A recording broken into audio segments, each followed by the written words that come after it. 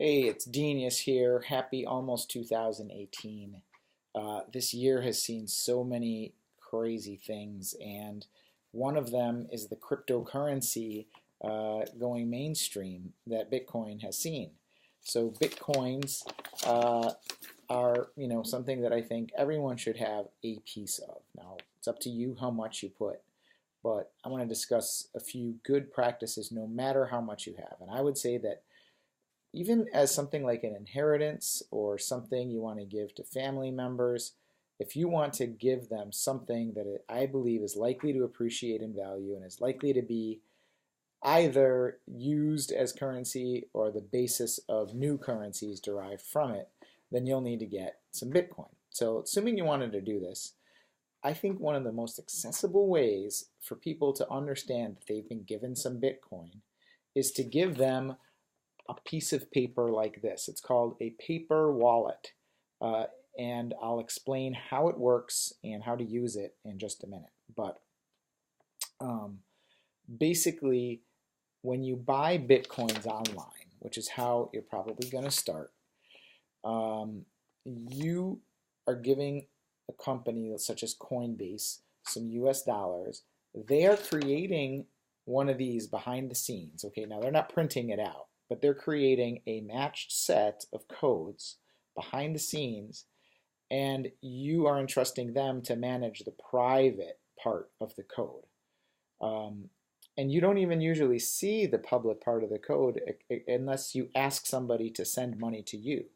If you do, you're gonna see this because this address right there is going to be the address that they send their money to.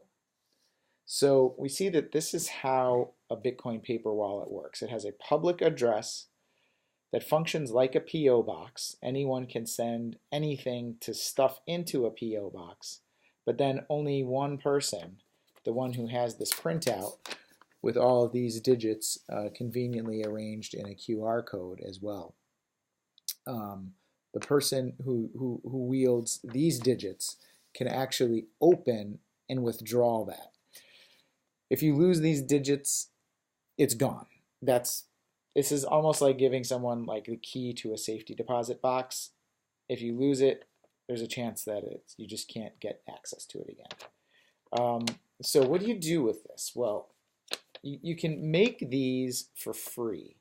You don't actually need to own any Bitcoin or spend any US dollars to make these. These matched numbers, they just have to match in a certain mathematical way that you need software to come up with them.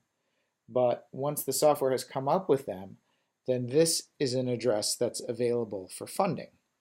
Now, if somebody claims that there's $1,000 on a piece of paper like this, how can you check that? Well, I've made a link, and you're going to see that link right there.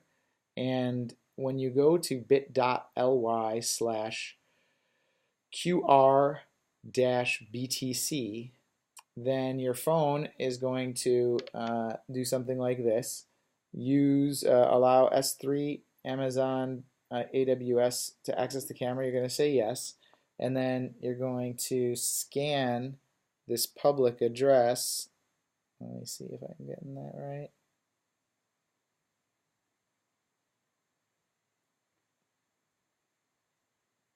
The lighting has to be just right.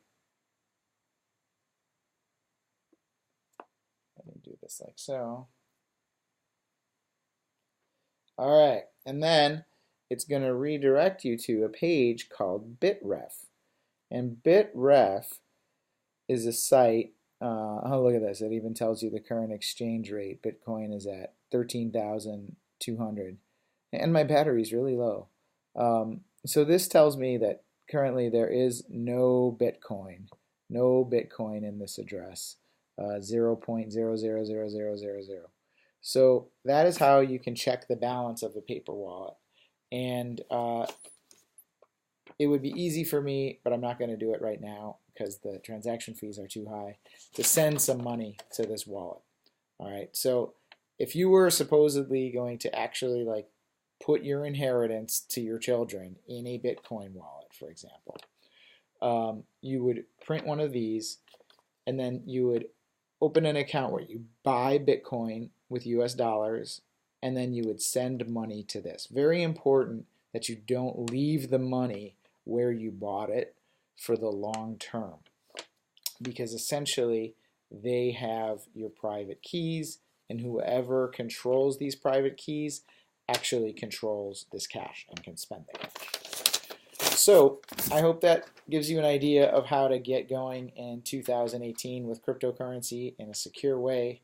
We're going to Colorado, going to have some adventures out there, and I'll talk to you in the new year. Peace.